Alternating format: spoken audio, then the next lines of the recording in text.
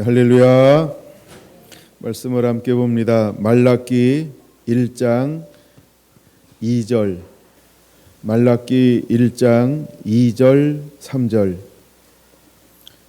이 두 절을 함께 찾으신 분을 함께 봉독하겠습니다.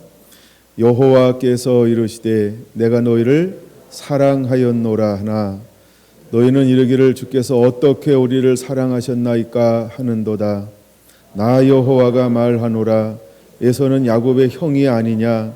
그러나 내가 야곱을 사랑하였고 에서는 미워하였으며 그의 산들을 항폐하게 하였고 그의 산업을 광야의 이리들에게 넘겼느니라. 아멘. 자, 신앙의 본질 재생산 35번째 시간입니다. 오늘 유기적연합 소제목으로 유기적연합 5번째입니다. 자, 이제 한 해를 보내는 마지막 주일입니다. 여기까지 인도하신 하나님을 찬양합니다. 하나님이 계시해 주시는 많은 주제를 가지고 말씀을 다루고 있습니다. 올해도 하나님께서 여러 주제를 통하여서 다루게 하셨어요. 특별히 올해는 중간중간에 한 2번에 걸쳐서 약간 좀 기초적인 거, 또 많은 사람들을 포용할 수 있고 도울 수 있는 그런 메시지도 특별하게 우리가 책을 나누면서 함께 나눴던 그런 시즌이기도 했고, 올해 주었던 많은 말씀 중에서 주기도문은 굉장히 저에게 개인적으로 남는 그런 말씀 중에 하나입니다. 그 다음에 두 번째 남는 말씀은 지금 계속해서 나누고 있는 신앙의 본질 재생산 시리즈입니다. 정말 이 두 편은 책으로 만들어도 좋겠다. 뭐 그런 마음이 개인적으로 있어요. 상당히 저 개인적으로는 굉장히 은혜로운 시간이었고, 또 이거는 좀 많은 사람들이 한번 들으면서 어떤 새로운 기존에 가지고 있었던 어떤 신앙의 패턴에 많은 변화를 줄 수 있는 그런 말씀이다 라는 생각이 있습니다. 자, 오늘 말씀도 여러분에게 큰 은혜가 되기를 원합니다. 여러분들 오늘 이 말씀도 들을 귀 있는 자는 들어야 합니다. 들을 귀가 없는 자는 들을 귀를 가지고 들어야 합니다. 할렐루야. 오늘도 분량이 굉장히 많지만 양을 늘리지 않고 엑기스로 해서 최대한 줄여서 한번 나눠보려고 합니다. 여러분, 지난주 설교가 굉장히 중요한 설교라고 그랬어요. 제가 지난주 설교를 준비하는 가운데 하나님이 제가 말씀을 준비한 가운데 어떤 은혜를 부어주었냐 하면 그냥 하나님이 사랑으로 찾아오셨어요. 제 위에 막 겉옷을 입히는 것처럼 그 형상이 그 몸에 느껴지는 어떤 이 느낌, 이것이 얼마나 오래 갔는지 몰라요. 하여간 주님이 찾아오셔서 이건 좀 개인적인 느낌이에요. 그래서 그렇게 하는 사랑을 많이 부어주는 그런 시간이었어요. 그래서 지난주에도 제가 오전 오후를 나누지 않고 오전만 나누기 때문에 그래서 하여간 이걸 또 두 편으로 나누지 않고 그냥 한 편으로 나누기 위해서는 많은 걸 빼먹고 엑기스로 나눠야 되거든요. 근데 오늘도 우리가 이제 오전만 말씀을 나누기 때문에 한번 엑기스로 말씀을 나누게 될 겁니다. 먼저 말씀을 드리는 거예요. 내가 이건 여러분에게 많은 은혜가 될 것이고 또 전혀 새로운 아는 분들은 새롭지 않지만 대부분의 사람들은 굉장히 새로운 그런 은혜가 되지 않을까 그런 생각을 한번 해봅니다. 왜냐하면 첫째, 저에게 굉장히 새로운 시간들이었어요. 제가 전에 전혀 못 보던 것을 하나님께서 새로운 시각으로 보게 하는, 그리고 은혜 받게 하는 그런 시간들이었어요.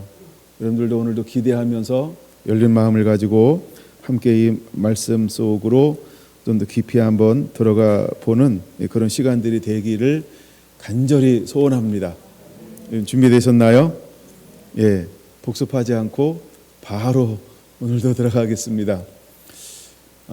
사실은 이제 지난 주일날 이 말씀이 이미 한 편이 주어졌어요. 그래가지고 지난 주일날 말씀을 준비해 놓고 굉장히 편안한 시간을 즐기면서 다른 성경들 또 다른 것들을 많이 묵상하는 그런 한 주간을 보냈습니다. 또 특별히 토요일 날은 제가 말씀을 나누지 않고 우리 협동 목사님이 말씀을 나눠서 제 마음에 나름 평안함이 있었어요. 설교한다는 건 약간 부담도 있거든요. 근데 안 하니까 편안함이 있어서 오히려 이제 성탄절을 통해서 주제별로 더 깊이 다른 부분들을 공부하고 또 연구하고 또 이렇게 성경을 막 집중해서 읽는 그런 시간들을 가졌어요. 그래서 이미 오늘 나누려고 하는 말씀은 지난주 일날에 은혜 받았던 그런 말씀 중에 한 부분이었어요. 그래서 지난주 일까지는 하나님이 어떤 주제로 말씀을 나누기를 원했냐 하면 나는 너를 사랑한다. 사랑이라고 하는 부분으로 말씀을 나누기를 원했어요. 물론 지난주 주일 그 설교도 주제의 흐름이 사랑이었어요. 그래서 사랑이라고 하는 주제로 말씀을 나누려고 이미 제가 볼 때는 괜찮은 말씀이 준비가 되었어요. 근데 저는 말씀을 나누는 습관 중에 하나가 어제 받았던 은혜를 오늘 나누려고 하는 걸 굉장히 잘 못해요. 그리고 그걸 안 하려고 굉장히 노력하고 주님 오늘 은혜 주셔야 돼요. 그래서 이제 어제도 이제 방에 올라가서 말씀을 똑같은 이 말라기 이 본문을 다시 한번 주었던 것을 묵상하기 시작을 했어요. 근데 이미 말라기 1장 2절을 읽는 가운데 하나님의 제 마음속에 새로운 감동을 주기 시작을 했어요. 그래서 오늘은 이미 준비된 게 아니고요. 새로운 것을 나누게 될 건데 말라기 1장 2절에 제가 처음에 묵상했던 말씀이 어떤 말씀이냐 하면 바로 이 말씀이었어요. 하브티 내가 너를 사랑하였다. 하브티누 이런 언어를 쓰는데 하브티라고 하는 내가 너를 사랑하였노라. 2절에 이렇게 번역했죠. 내가 사랑한다. 내가 너를 사랑하였다. 이게 하브티라는 말이에요. 자, 하나님은 이스라엘을 사랑합니다. 할렐루야. 이것이 먼저 이해가 돼야 돼요. 근데 1장 1절에 뭐라고 말하고 있냐면 이스라엘을 향하여 하나님 뭘 날리고 있는 거예요? 노란 딱지를 들고 있는 거예요. 경고야. 이렇게 말씀하고 있어요. 근데 경고를 왜 할까요? 이유는 간단합니다. 사랑하니까, 아끼니까, 회개하라고. 사랑하니까 주는 거예요. 사랑하니까. 하나님이 경고하는 이유는 사랑하니까, 회개하라고. 왜 회개를 외칠까요? 사랑하니까. 돌아오기만 하면, 나에게 손을 내밀게만 하면, 나를 네가 찾기만 하면, 내 잘못을 인정하기만 하면 하나님은 첫사랑을 언제나 회복시켜 주려고 하는 분이 아버지라고 하는 거예요. 할렐루야. 우리가 세상에서 경고를 먹는 것은 퇴출시키려고 자꾸 경고하는 거예요. 근데 하나님이 경고하는 것은 정반대예요. 인본주의와 신본주의가 정반대예요. 세상은 경고하는 것은 잘라버리려고, 퇴출시키려고 경고하는 거예요. 근데 하나님은 경고하는 이유가 분명해요. 사랑하니까요. 돌이키라고요. 하나님의 적극적인 사랑을 보여주는 것이 경고라고 하는 것입니다. 근데 이스라엘은 뭐라고 생각하고 있냐 하면 하나님 나를 언제 사랑했어요? 하나님 우리를 어떻게 사랑했어요? 하나님 나 사랑하지 않았잖아요. 사랑하는데 이래요?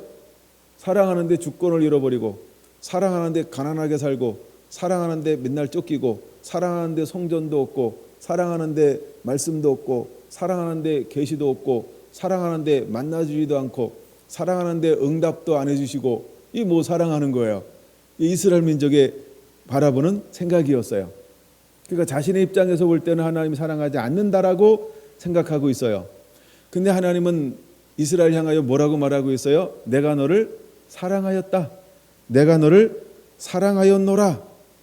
하나님은 끊임없이 이렇게 말씀하고 있어요. 여러분 오늘 우리가 무엇을 깨달아야 할까요? 하나님은 지금도 우리를 사랑하고 있다. 할렐루야. 하나님은 지금도 이 민족을 사랑하고 있다. 하나님은 지금도 모든 열방을 사랑하고 있다.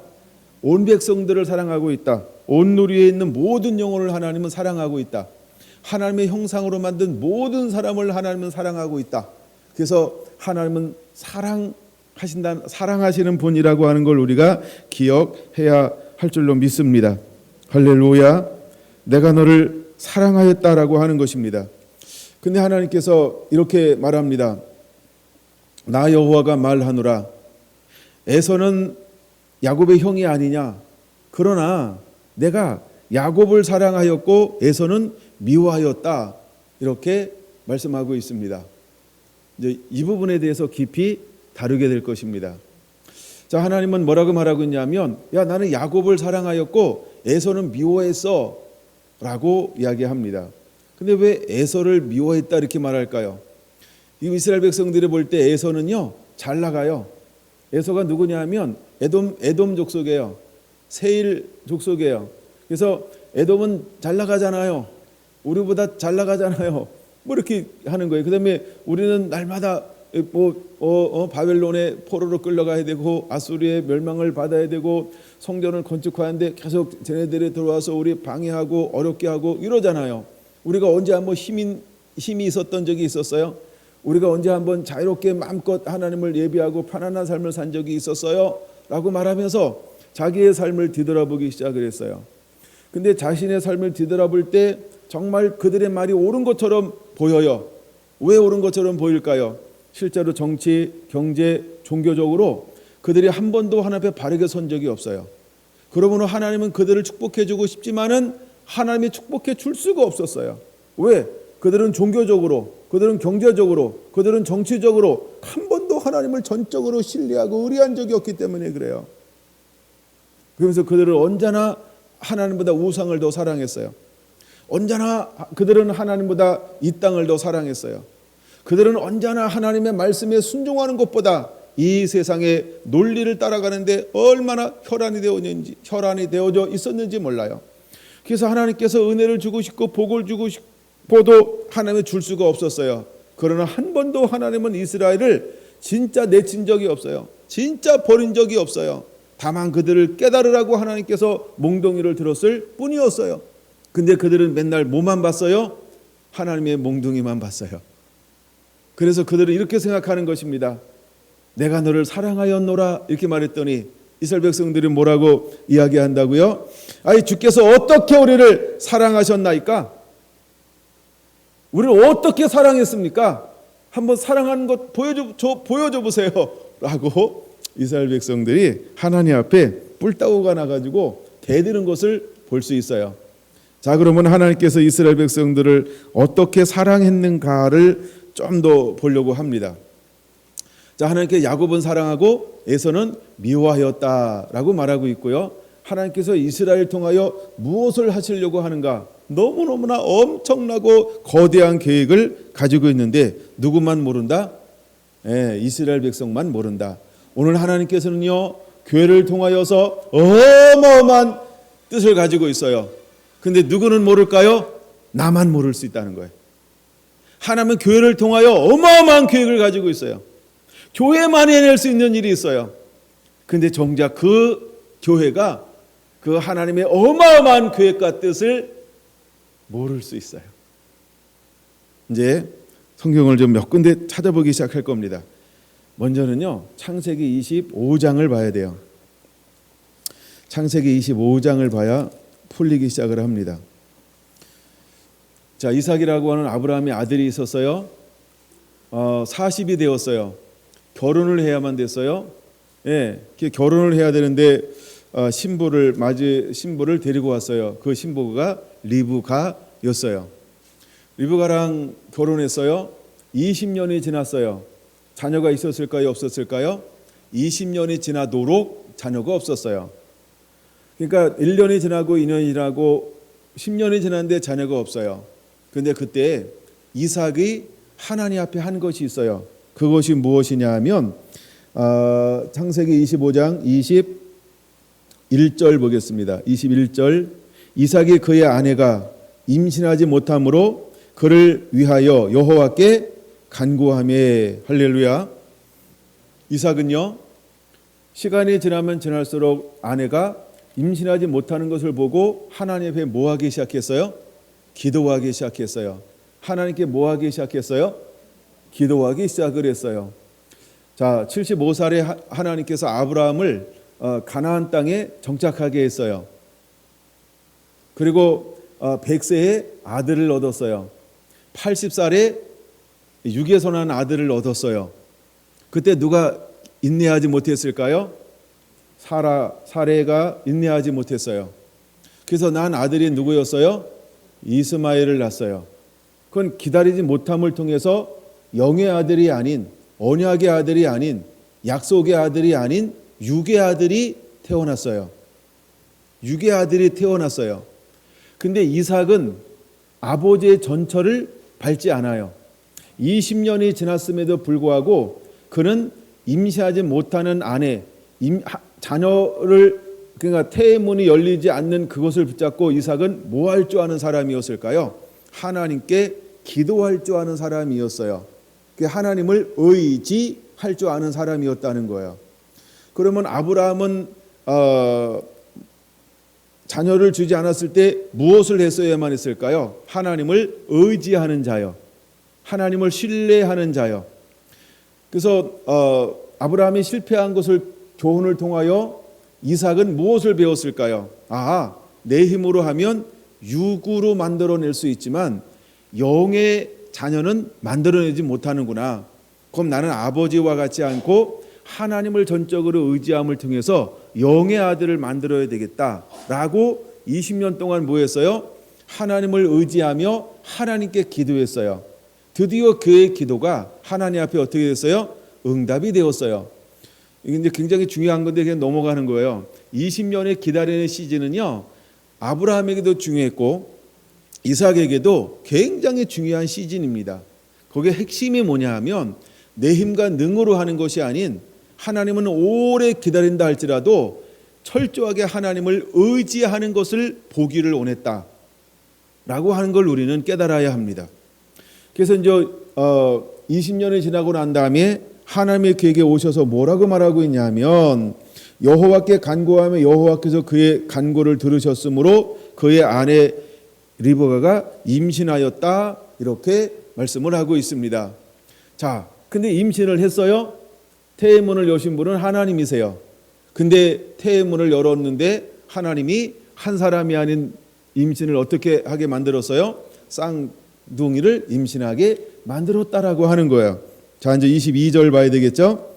그 아들들이 그 태 속에서 싸우는지라, 이렇게 말하고 있어요. 임신했는데 그 태 속에서부터 두 아들이 뭐 하고 있다고요? 그럼 싸움은 누가 걸었을까요? 한 번도 생각해 보지 않았죠? 큰 놈이 걸었을까요? 작은 놈이 걸었을까요? 작은 놈이 걸었을까요? 큰 놈이 걸었을까요? 작은 놈이 시비를 걸었다. 왜 네가 큰 놈이냐 이래가지고 하여간 뭐 생각은 자유니까 하여간 답은 없는데 제가 생각하는 답은 있어요. 근데 하여간 둘이 안에서 싸우고 있다라고 하는 거예요. 그래서 잘 보세요. 이삭이 하나님 앞에 기도하는 거예요. 이럴 경우에는 내가 어찌해야 합니까? 라고 여호와께 물었다라고 하는 거예요. 멋있지 않나요? 이제 이삭은 뭐 하는 사람이 된 걸 하나님이 인정한 거예요. 야, 너는 네가 하려고 하지 않고 매 순간 나를 의지하는구나. 이게 20년이에요. 하나님은 무엇인가 영적 도약과 돌파, 새로운 문을 열 때 우리가 뭔가 준비되길 원하는데 무엇이 준비되길 원하냐면, 야, 네가 할 것이냐, 나를 철저하게 의지할 것이냐. 20년 동안 기다리면서 두 번째 문제가 바로 생길 때 이삭은 어떤 걸 선택하나요? 여호와께 묻는 걸 택한다는 거예요. 여호와를 의지하는 걸 택한다라고 하는 거예요. 여러분, 의지한다 이 말이 무슨 말인지 아십니까? 이삭은요, 하나님을 사랑하는 법을 기다림 속에서 그걸 배운 거예요. 하나님을 철저하게 신뢰하는 것, 내 말을 가지고 지키는 자라야 나를 사랑하는 자니, 이 말씀처럼 이삭은요, 하나님을 사랑하는 법을 배운 거예요. 20년은 왜 필요했을까요? 하나님을 사랑하는 법을 이삭이 더 깊이 알기를 원했던 거예요.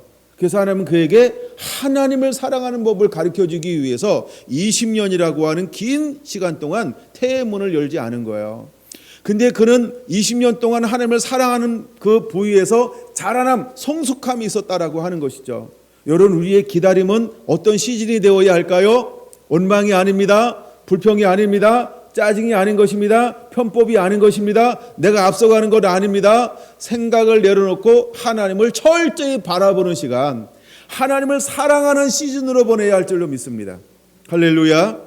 근데 하나님께서 두 번째 기도하는데 뭐라고 대답하고 계신가요? 23절 같이 읽습니다. 여호와께서 그에게 이르시되, 시작. 두 국민이 내 태중에 있구나. 두 민족이 내 복중에서부터 나누이리라. 이 족속이 저 족속보다 강하겠고 큰 자가 어린 자를 섬기리라. 할렐루야. 자, 그럼 먼저 나오는 놈이 큰 놈이에요? 두 번째 나오는 놈이 큰 놈이에요? 먼저 나오는 놈이 큰 놈이에요. 그렇죠? 모르나요? 그래서 에서가 먼저 쑥 나왔어요. 근데 두 번째 따라서 나오는 아이가 봤더니 하나 이상한 행동을 하나 취하고 있는 걸 볼 수 있죠. 어떤 행동을 취하고 있는 거죠? 발목을 잡고 태어나는 거예요. 이야, 뭐 순차적이죠. 그러니까 발목을 잡고 태어난 사람이 누굴까요? 야곱이에요. 그래서 뒷 발꿈치를 잡았다. 이게 야곱이라는 뜻이에요. 근데 먼저 나온 놈 보니까 먼저 나온 놈은 어떤 모습을 취하고 있어요? 전신이 붉더라. 왜 전신이 붉을까요? 그리고 두 번째 또 하나 모습을 보이고 있어요. 털이 갑옷처럼 입혔다. 하여간 몰라요.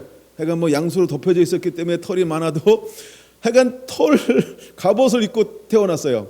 근데 더 중요한 거, 붉더라라고 하는 거예요. 여러분, 언제 몸이 붉어질까요? 열받았을 때? 온도가 올라갔구나. 감사합니다. 그게 답이에요. 에서는요, 태중에서부터 뭐한 인간일까요? 열받고 태중에서부터 열받은 인간이 에서라는 거예요. 그래서 에돔 그러면요, 붉은 민족 이런 게 붉은 민족, 붉다 이 말이에요. 붉다. 예. 그래서 에서는 태어날 때 보니까 열받아가지고 얼굴이 막 온몸이 붉어, 피가 끓어올리는 거, 혈압이 막 상승한 거죠. 이게 에서예요. 예. 근데 야곱은 어떻게 태어났다고요? 뒷 발꿈치를 잡고 태어났다라고 말하고 있는 거예요. 그래서 야곱이라고 불렀어요. 자, 그러면 그럼 뒷 발꿈치를 잡았다라고 하는 게 뭐냐면 이게 아케드라고 하는 말인데, 이 말이 아케부라고 하는 말인데 속이다 이런 뜻을 가지고 있어요. 무슨 뜻을 가지고 있다고요? 속이다, 남의 뒤를 치다, 지속적으로 천천히 속이다, 이런 뜻이 아케부라고 하는 단어예요. 근데 이 말은 누구한테 사용하고 있는 단어인가 하면 사단에게 사용하는 단어예요. 사단은 거짓말쟁이죠. 지속적으로 우리를 미혹하고 유혹하죠. 이게 사단에게 쓰는 단어가 아케부라고 하는 단어거든요. 그래서 그는 속이는 자라고 하는 거예요. 그는 지속적으로 천천히 은근하게, 그는 계속해서 거짓말하고 은근슬쩍 끊임없이 속이는 존재, 이 단어가 아케부라고 하는 단어라는 거예요. 근데 야곱이 어떤 이름을 가졌다고요? 넌 속이는 자야. 넌 속이는 자야. 이런 이름을 가지고 태어났다는 거예요. 근데 하나님께서 아케부, 이 친구를 뭘로 하나님께서 만들겠다라고 이미 이삭에게 예언해 주고 있나요? 야, 두 민족이 있어. 근데 작은 자가 큰 자의 섬김을 받을 거야. 그러니까 야곱이 속이는 자인데, 지속적으로 빼앗는 자인데 섬김을 받겠다라고 말하고 있어요. 그럼 하나님이 뭔가 이상하신 거 아닌가요? 아니, 어찌 하나님이 속이는 자를 좋아하실까라고 생각할 수 있어요. 그런 생각이 올 수 있죠. 이거를 깨트려야 합니다. 이제 깨지는 이야기를 제가 하겠습니다. 손 하나 껴놓고 창세기 3장 15절. 이건 뭐 영원하게 참 너무너무 자주 봐야 될 말씀 중에 하나이기 때문에 봅니다. 3장 15절 같이 읽습니다. 시작. 내가 너희로 여자와 원수가 되게 하고 내 후손도 여자의 후손과 원수가 되게 하리니 여자의 후손은 뱀의 머리를 상하게 할 것이요, 뱀은 여자 후손의 발꿈치를 상하게 할 것이니라. 할렐루야. 이거 그렇게 이해가 돼야 빨라요. 다시 한번요. 내가 뱀으로 여자와 원수가 되게 하고 뱀의 후손도 여자의 후손과 원수가 되게 하리니 여자의 후손은 뱀의 머리를 상하게 할 것이요 뱀은 여자 후손의 발꿈치를 상하게 할 것이니라. 그러니까 뱀이 할 수 있는 일은 뭐냐? 뱀은 사단을 말하는 거예요. 악해부. 근데 뱀이 할 수 있는 일이 뭐예요? 하나님의 후손을 발꿈치를 잡아요. 속여요. 끊임없이 속일 거라는 거예요. 그 다음에 끊임없이 넘어지게 할 거라는 거예요. 은근슬쩍 와서 모든 걸 빼앗아갈 거라는 거예요. 이게 사단이 하는 일이에요. 그래서 사단은 거짓의 아비죠. 속임의 아비죠. 예, 이간질하는 아비죠. 이게 뱀이 하는 역할이에요. 뱀이. 근데 이번에 두 민족이 있는데 큰 자가 작은 자를 섬기게 될 것인데 그 사람이 야곱인데 야곱이 어떤 이름을 가지고 태어나요? 아케부. 너 빼앗는 자야. 야, 너 속이는 자야. 너 영원토록 지속적으로 은근슬쩍 계속해서 남의 것을 빼앗는 자야. 이 이름을 가지고 태어나요. 와우. 근데 하나님은 둘 야곱이요 큰 자가 될 거라고 말하고 있어요. 뭔가 이상하지 않아요? 뭔가 이상하지 않나요? 이 생각에 전환을 시켜야 합니다. 자, 그럼 하나님께서 사단이 하는 일을 야곱이 하게 하는 것처럼 보여요. 그럼 야곱은 하나님께서 뭐 하시려고 이 땅에 태어나게 했을까요? 자, 보세요. 하나님이 야곱은 사랑하고 에서는 미워했다라고 말하고 있어요. 그 왜 하나님은 야곱을 사랑할까요? 왜 하나님은 야곱을 사랑할까요? 빼앗는 자인데, 속이는 자인데, 뒤꿈치를 잡은 자인데, 그 이유가 우리 안에 깨달아져야 하는 것입니다. 이제 준비가 됐나요? 자, 이제 요거 두 개를 말씀을 전제로 해야 돼요. 그 다음에 이제 세 번째 말씀을 찾아봐야 돼요. 레위기 24장, 레위기 24장 18절부터 보겠습니다. 레위기 24장 18절. 자, 짐승을 쳐 죽인 자는 짐승으로 갚을 것이며 사람이 만일 그의 이웃에게 상해를 입혔으면 그가 행한 대로 그에게 행할 것이니. 20절 같이 읽을게요. 상처에는 상처로, 눈에는 눈으로, 이에는 이로 갚을지라. 이해가 딱 되는지 모르겠어요? 이해가 되시나요? 되는 것 같은데 안 되는 분이 더 많은 것 같아요. 그래서 제가 필요한 거죠. 자, 이게 뭐냐 하면, 자, 처음에 아담이 범죄하고 그 다음에 뱀에게 뭐라고 말했어요? 여자의 후손이 내 머리를 상할 것이며 사단 너는 뒷발꿈치를 잡게 될 거야 라고 해서 얼마나 오랜 세월 동안 뒷발꿈치를 잡았을까요? 그렇죠? 잘 모르세요? 얼마나 오랜 세월 동안 뒷발꿈치를 잡았을까요? 그렇죠? 잘 몰라요? 이게 이해가 돼야 돼요. 창세기 1장 이제 3장에서 시작했죠. 4장, 5장, 6장, 7장, 8장, 9장, 10장, 11장까지. 그렇죠? 사단이 뭘 했어요? 뒷발꿈치를 잡았어요. 늘 속이는 자로, 늘 넘어지게 하는 자로, 늘 유혹하는 자로 모든 사람들을 넘어지게 해요. 사실은 지금도 우리의 발꿈치를 잡고 있죠. 사단이 뭘 심었어요? 뒷발꿈치를 잡아서 넘어지게 했어요. 그는 사람을 죽이는 자였어요. 그는 사람들을 하나님을 섬기지 못하도록 계속해서 미혹하는 자였어요. 그래서 수많은 사람들이 타락하고 넘어지는 거예요. 그래서 하나님께서 어떻게 말하고 있냐면 눈에는 눈, 이에는 이라고 하는 하나님은 뭘 가지고 있어요? 전략을 가지고 있어요. 그래서 사단이 계속해서 뒷발꿈치를 잡아서 넘어뜨리게 했으니까 이제는 나의 사랑하는 자를 통해서 너의 뒷발꿈치를 잡게 할 거야. 이게 누구예요? 야곱이요. 이게 야곱이라는 거예요. 이해가 빨리빨리 되면 넘어갈 텐데 잘 안 되는 것 같아서 아이고 큰일 났네. 액기스 줘야 되는데. 그래서 뒷발꿈치를 잡게 하는 자로 하나님이 택한 자가 누굴까요?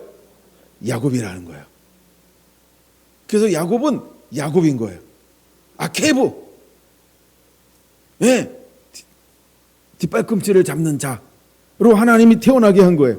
속이는 자로 하나님이 태어나게 만들었어요. 그럼 누구를 속일까요? 사단이요. 이제 누구를 뒷발꿈치를 잡을까요? 사단이요. 그러니까 사단이 하는 일을 잡아칠 사람이 누굴까요? 야곱이요. 자, 근데 잘 보세요. 왜 이거 둘이 있어야 가능한데, 이거는 수영장 가가지고 유영을 하면서 시범을 보이면 실제로 가능해요.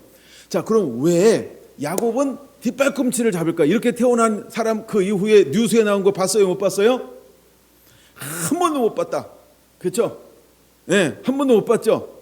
야곱 이외에 또다시 뒷발꿈치를 받고 태어난 쌍둥이 보셨나요? 소식 들으셨나요? 한 명도 없죠? 자, 그러면 이건 굉장한 상징이 있는 거예요. 자, 근데 잘 보세요. 이삭이 기도했어요. 두 번째 기도했죠? 왜 기도했을까요? 하나님, 얘들이 안에서 싸워요. 지금 뭐 하고 있는 거야? 안에서 싸우고 있는 거야. 싸우니까 사랑하는 아내 리브가가 너무 배가 아픈 거야. 여보, 나 좀 도와줘. 얘가 막 발로 차는데, 못 견딜 것 같아. 너무 힘들어. 얼마나 아내가 힘들어했으면 이삭이 아내를 사랑하잖아요. 그러니까 뭐 하는 거예요? 하나님, 애들이 뱃속에서 싸우고 있어요. 이게 무슨 일입니까? 어찌해야 하나요? 그래서 하나님 앞에 기도한 거예요. 지금 안에서 뭐 하고 있다고요? 싸우고 있대요. 잘 보셔야 됩니다. 근데 하나님이 뭐라고 예언해서 두 국민이 있다. 네 뱃속에서부터 뭐 할 것이다? 나누이게 될 것이다. 어머나, 그걸 함께 할 수 없는 이 두 사람이 같은 공간에, 그것도 그쵸? 진짜 이 조그만 것들이 여기서 어떻게 싸울지 모르겠지만 어쨌든 싸우기 시작해요. 그러면 싸울 때 입으로 싸웠을까요? 손으로 싸웠을까요? 발로 싸웠을까요? 온몸으로 싸웁니다. 낚인 거예요. 자, 온몸으로 싸우는 거예요. 근데 신생아가 딱 태어났을 때 제일 잘 쓸 수 있는 이 신체 구조적으로 어떤 게 제일 잘 쓸까요? 발이요. 그래서 에서가 누구를 죽이려고 하는 거예요, 지금? 네? 야곱을 죽이려고 해요. 어디서? 뱃속에서. 사산될 때 조사 한번 해봐야 돼.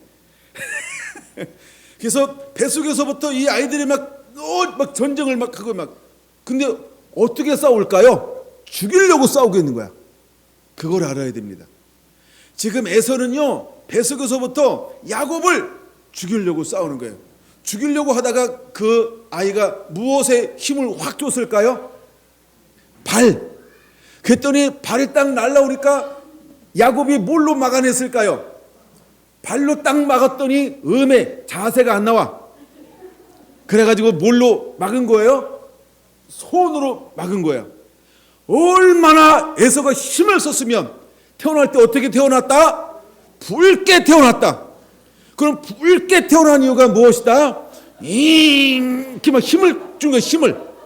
그래가지고 전신에 막 피가 막 확 돌아가지고 붉어진 거예요. 이걸 이해를 해야 돼요. 그래서 그럼 야곱 왜 발꿈치를 확 잡았을까요? 자기를 죽이려고 쉼없이 공격해 오는 것을 뭐 한 거예요? 방어한 거죠. 태권도 안 배웠어요, 이렇게? 이게 방어한 거예요, 방어하다가 손을 딱 잡았는데 얘가 딱 걸린 거야. 이걸 이해를 해야 돼요. 그래서 사단은요, 저주를 받았어요. 너는 발꿈치를 잡게 될 것이다. 그래서 수 없는 이제 아담 후손 가인과 아벨 이 사건도 다 풀어줘야 돼요. 그다음에 라멕 쭉 나오다가 나중에 이제 노아, 그죠? 쭉 나오다가 그 위에 이제 에녹도 있고 막 그래요. 근데 그 시대에 끊임없이 사탄은 뭐 했을까요? 창세기 6장에서 사람이 악함을 보시고 큰 모습으로 하나님께서 결정할 때까지 사단은 끊임없이 사람들의 무엇을 잡았어요? 속이는 자로. 사단이 끊임없이 사람의 발목을 잡았어요. 그래서 하나님께서 바벨탑 사건 이후에 큰 공간이 있죠. 그러다가 하나님은 누구를 보신 거예요? 청성된, 느헤미야 9장에 따라서요, 청성된 한 사람을 본 거예요. 이 사람이 누구였다? 아브라함이었다는 거예요. 그리고 그를 통하여 하나님은 너무너무나 위대하고 놀라운 계획을 가지고 있는 거예요. 내가 너에게 복을 줄 것이다. 근데 노아나 또 하나 의로운 사람 누구죠? 에녹이나 다른 것이 하나 있다는 거예요. 뭐가 다를까요? 그 다음에 아브라함의 동시대의 사람 중에 한 사람이 누구였을까요? 욥. 그러면 노아나 욥하고 아브라함하고 다른 게 하나 있어요.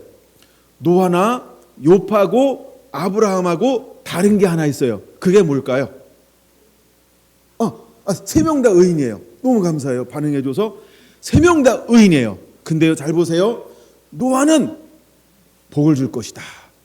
욥은 복을 줄 것이다. 일단 말이에요. 근데 아브라함은 뭐 하나 첨부가 돼요. 뭐가 첨부가 될까요? 너와 내 후손에게 복의 근원이 될 것이다. 할렐루야. 하나님은요, 아브라함을 부를 때 다른 걸 하나 계획하고 있어요. 어떤 계획을 가지고 있냐면 너와 내 후손에게 복의 근원이 될 것이다 라고 하는 사실이에요. 그래서 아브라함은 후손에게 복의 근원이 되는 사람이라는 거예요. 할렐루야. 그래서 이삭에게도 하나님께서 뭐라고 말할까요? 너와 내 후손에게 복을 줄 것이다. 야곱에게도 말하는 거 너와 내 후손에게 복을 주리라. 하나님은요, 그 이후에 이제 아브라함과 이삭과 야곱과 요셉과 그 이후에 계속해서 뭐를 약속하고 있냐면 너의 후손으로 말미암아 복을 얻게 할 것이다. 할렐루야. 할렐루야. 근데 사단이 끊임없이 와가지고 뭐 할까요? 아브라함을 뺏어가려고 그래요. 이삭을 뺏어가려고 그래요. 야곱을 뺏어가려고 그래요. 계속해서 사단은 뺏어가려고 하는 거예요. 근데 이때 드디어 첫 번째 아브라함, 두 번째 이삭, 세 번째 이제 태어나는 거잖아요. 그렇죠? 맞죠? 이해가 되시는 거죠?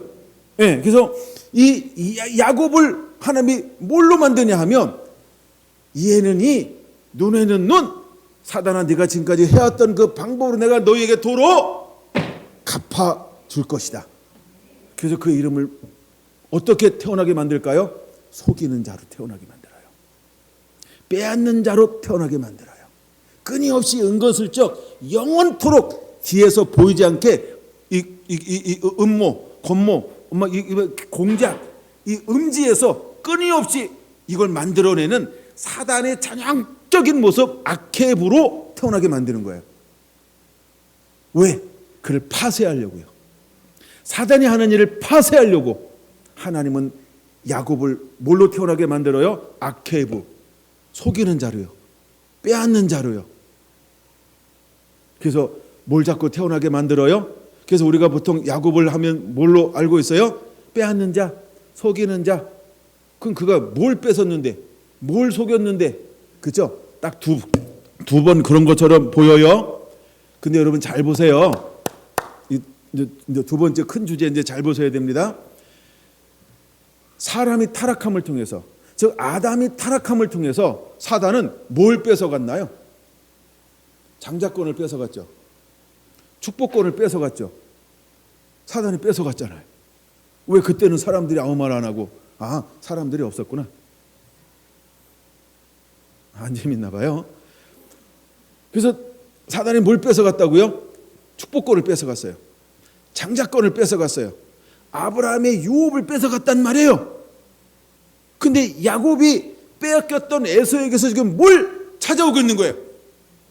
그러니까 야곱은 빼앗는 게 아니고 하나님에 의해서 지금 뭐 하고 있는 거예요? 잃어버린 것을 다시 회복. 찾아오는 사람이 누구였다? 야곱이라고 하는 거예요.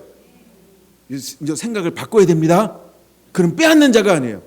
회복하는 자예요. 회복하는 자. 예수님은 회복하는 자예요. 오늘 예수님까지 가야 되는데 이제 시간 다 됐다. 그래서 회복하는 자라는 거예요. 누가? 야곱은요. 뭘 회복했다고요? 팥죽으로 장자권을 회복했어요. 그 다음에 아버지의 축복을 이렇게 해가지고 장자권을 회복했어요.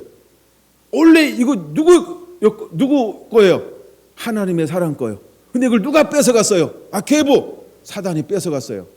그러니까 사단이라는 그 아케보, 빼앗는 자, 속이는 자, 그 이름을 가지고 온 야곱은 그 야곱이어야만 이걸 회복할 수 있는 거예요. 아케보라고 하는 이름을 가지고 있는 자만이 이걸 회복할 수 있는 거예요. 그래서 하나님은 야곱을 이름을 뭘로 지게 만들어요?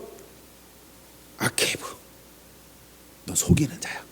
넌 뺏는 자야. 그 이름을 가진 거예요. 그럼 잘 보세요. 하나님은 누굴 사랑하고? 야곱을 사랑하고. 하나님 누구를 미워하고? 전신이 붉은 인간, 털이 많은 인간. 양심에 뭐가 났을까요? 음해. 아니, 말씀을 준비하다가 우리 속담이 하나 생각나는 게 그거였어요. 그 양심에 털 나면 안 되잖아요, 그렇죠? 그게 누구예요? 에서예요, 에서. 예, 그게 에서라는 거예요. 여러분은 양심에 미끈미끈해야 됩니다. 그러면 우리가 전신이 붉으면 언제 붉어진다 했어요? 열받을 때, 분노할 때. 잘 보세요. 우리가 붉어질 때는 참 뭐 긍정적인 거예요, 부정적인 거예요? 그렇죠, 부정적이죠. 우리가 의분을 일으킬 때는요 붉어지지 않아요. 의분은요.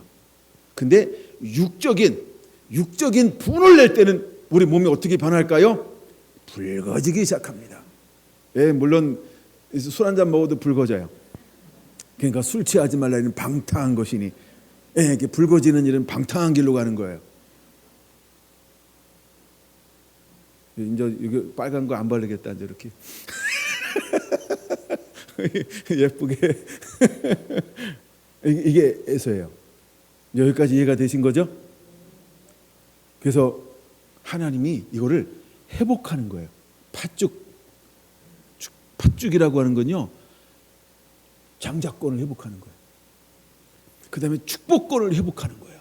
그랬더니 두 번째, 에서가 또다시 뱃속에서부터 죽이려고 했는데 또다시 에서는 이 소식을 듣고 누굴 또 죽이려고 해요? 하나님의 계획이요. 예? 하나님의 계획을 또다시 에서는요 죽이려고 하는 거예요. 그랬더니 하나님께서 그를 어디로 보내나요? 하란으로 보내고 있는 거예요. 하란으로 보내면서 그가 이제 떠나서 베델에서 머무를 때 하나님께서 어떻게 해주세요? 그렇죠? 찾아오시죠. 내가 너와 함께 할 것이다. 내가 너를 도울 것이다.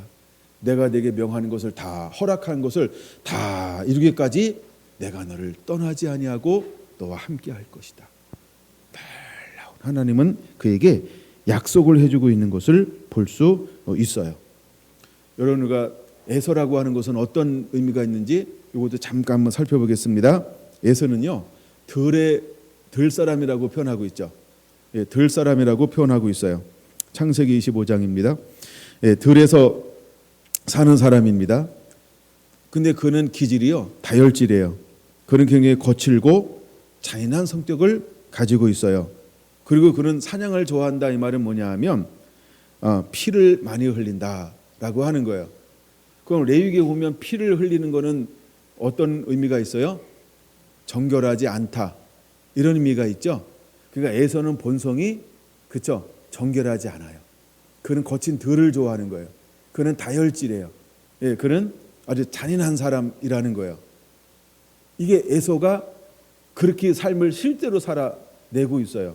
예, 근데 창세기 25장에 보면 27절 보면 이렇게 말합니다. 야곱은 조용한 사람이었으므로, 이렇게 말합니다. 여러분, 지난번 히브리어 속에 있는 복음에서 이 단어 하나 봤죠? 야곱에 대한 단어 봤죠? 저도 거기서 이걸 얻은 거예요. 야곱은 조용한 사람인데 조용하다라고 하는 말이 어떤 말이라고 하세요? 탐. 모르는 분은 지금 성경에 적어놔야 돼요. 저는 근데 너무 놀라워서 이걸 성경에 적어놨어요. 조용한이란 단어가 뭐냐면 탐이라는 단어예요. 히브리어로 탐. 근데 탐은 어떤 뜻을 가지고 있냐면 완전하다, 흠이 없다. 우와우! 야곱은요 흠이 없는 사람이에요. 근데 우리는 지금까지 뭘로 알고 있어요? 야곱.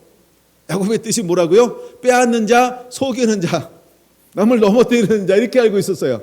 근데 하나님은 야곱이 어떤 사람으로 인정하고 있어요? 탐. 야, 너는 흠이 없는 자야. 너는 내 앞에 온전한 자야. 이것이 야곱이라는 거예요. 이해가 되셨나요? 와우, 이거 너무너무 놀라운 거예요.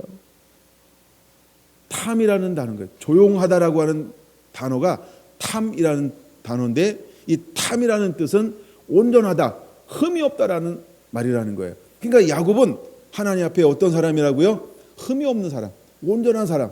근데 에서는 어떤 사람이라고요? 정결하지 않은 사람, 피를 많이 흘리는 사람. 그래서 하나님을 가까이 올 수 없는 사람, 부정한 사람이라는 의미가 에서라는 거예요. 그래서 하나님은요, 에서는 미워할 수밖에 없는 거예요. 왜? 그는 정결하지 않기 때문에요. 근데 왜 하나님은 야곱을 사랑할 수밖에 없을까요? 야곱은 온전하니까요. 온전하니까요. 여러분, 그 이유를 분명히 우리가 깨닫고 아는 자가 되어야 할 줄로 믿습니다. 할렐루야. 그래서 하나님은 28장 보겠습니다. 28장에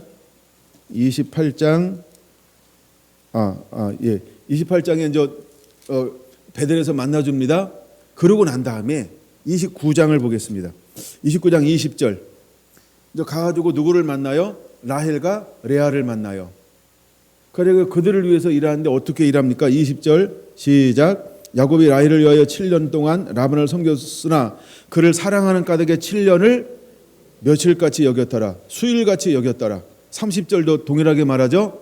라헬을 더 사랑하여 다시 7년 동안 라반을 섬겼더라 라고 말하고 있어요.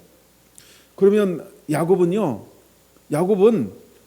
이제 그 이후에 야곱이라고 하는 그 이름 속에서 숨겨졌던 하나의 성품이 드러나고 있죠. 어떤 성품이 드러나고 있나요? 나의 유익이 아닌 다른 사람의 실제 유익을 위하여, 나의 영달이 아닌 하나님의 영광을 위하여, 그게 나만 잘 되는 것이 아니고, 그렇죠? 모두가 더 잘 되는 것을 위하여 사랑하며 사는 사람인 것을 드러내고 있다라고 하는 거예요. 할렐루야. 이것이 누구였다고요? 야곱이라고 하는 거예요. 이것이 야곱이에요. 이것이 하나님께서 아담에게 가지고 있는 놀라운 뜻이었어요. 이것이 오늘날 저와 여러분을 향하여 가지고 있는 놀라운 뜻이라고 하는 걸 우리는 기억해야 할 줄로 믿습니다.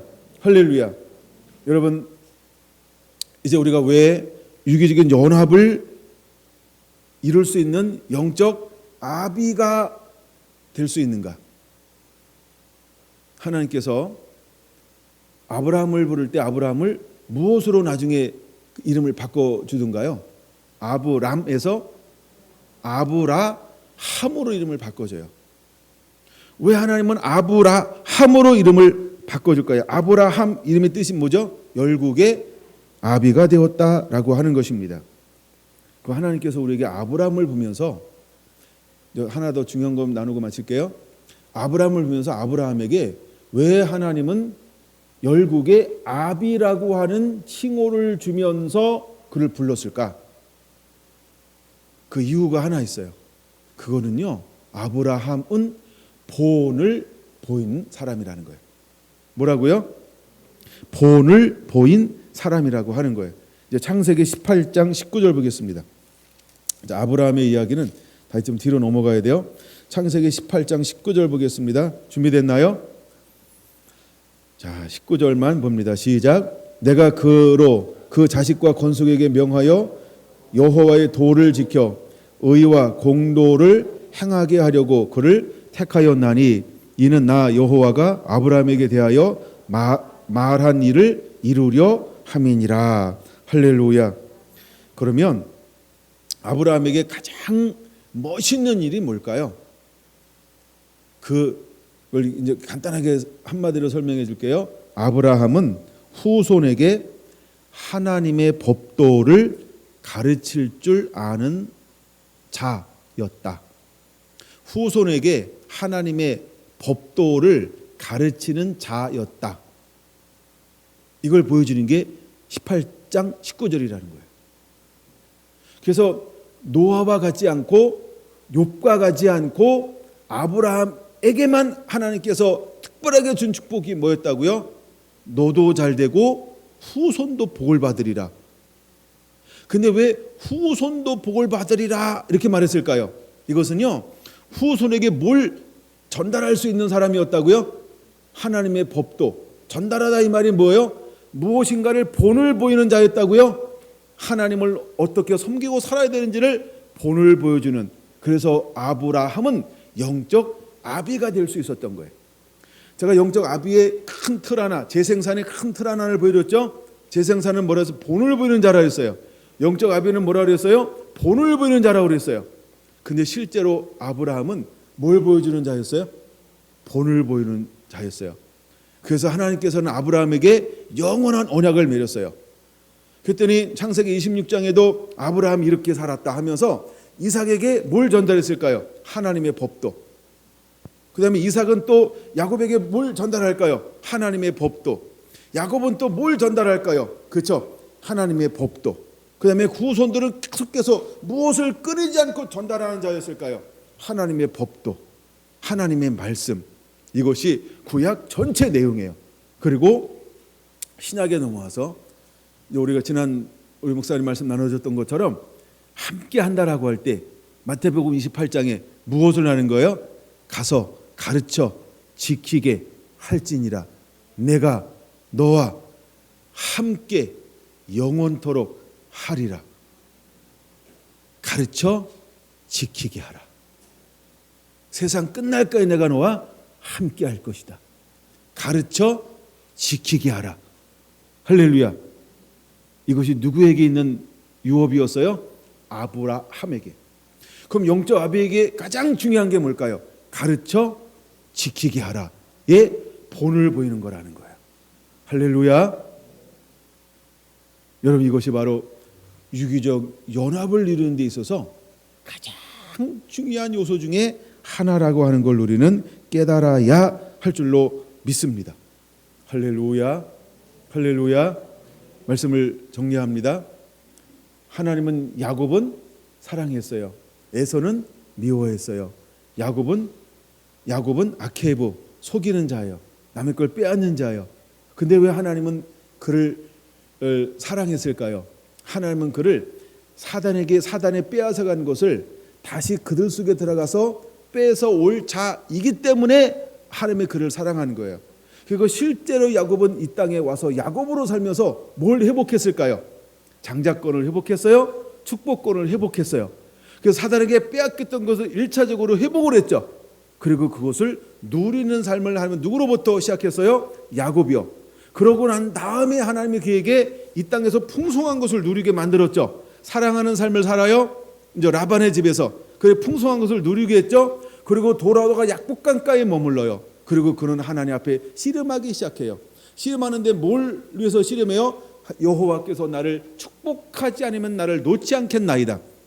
나를 축복하지 않으면 나를 놓지 않겠나이다. 이 의미가 뭔지 아세요? 나는 하나님만 의지하는 자가 되겠습니다 라고 하는 거예요.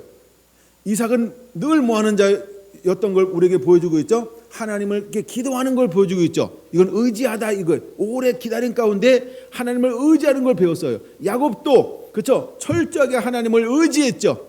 근데 그는 안 거예요. 이제 다시 에서를 만날 것인데, 다시 거룩한 전쟁터로 들어갈 것인데, 다시 치열한 삶 가운데로 들어갈 것인데, 나는 이미 경험을 가지고 들어갈 수가 없어요. 다시 하나님께 내게 약속해 주지 않으면, 내게 복을 주시지 아니하면 나는 가서 또 이길 수가 없어요. 그러니 하나님 나에게 축복해 주세요. 나는 하나님이 아니면 아무것도 아니요. 그래서 그를 놓을 수가 없는 거예요. 그랬더니 하나님께서 그를 어떻게 했어요? 갈빗뼈로 환도뼈를 치고 그에게 복을 주었어요. 그래서 하시는 말이 복을 주는데 어떤 복을 주었나요? 그의 이름을 다시는 야곱이라 하지 않고 아케브, 빼앗는 자, 속이는 자라고 하지 않고 이제 그것은 이미 네가 회복했다. 그 너의 삶이 풍성해졌다. 나는 너를 이제 뭘로 부르겠다? 이스라엘로 부르겠다. 이스라엘의 이름의 뜻이 뭔지 아시죠? 하나님과 겨루어 이겼다. 싸워서 이긴 자. 할렐루야. 싸워서 이긴 자라고 하는 거예요. 그럼 우리가 하나님을 이겨야 되느냐? 그런 의미가 아닙니다. 이건 나중에 제가 시간 되면 더 풀어줄 수 있어요. 그래서 하나님을 이기는 게 아니고요. 천국은 뭐 하는 자의 것이다?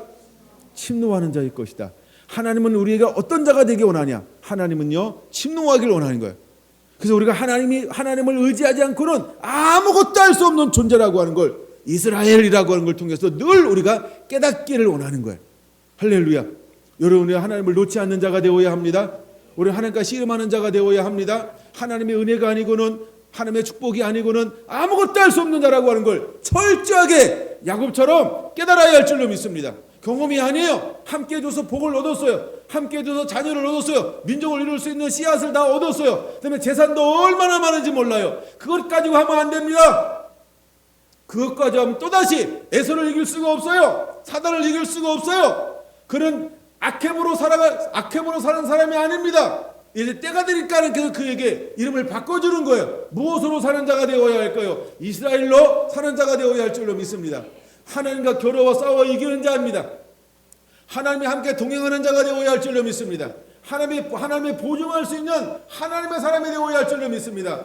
그는 철저하게 자기 몸이 위골되어짐을 통하여서 내 능과 힘으로 아무것도 할 수 없는 존재가 되었어요. 가장 연약하고 약한 자가 되었어요.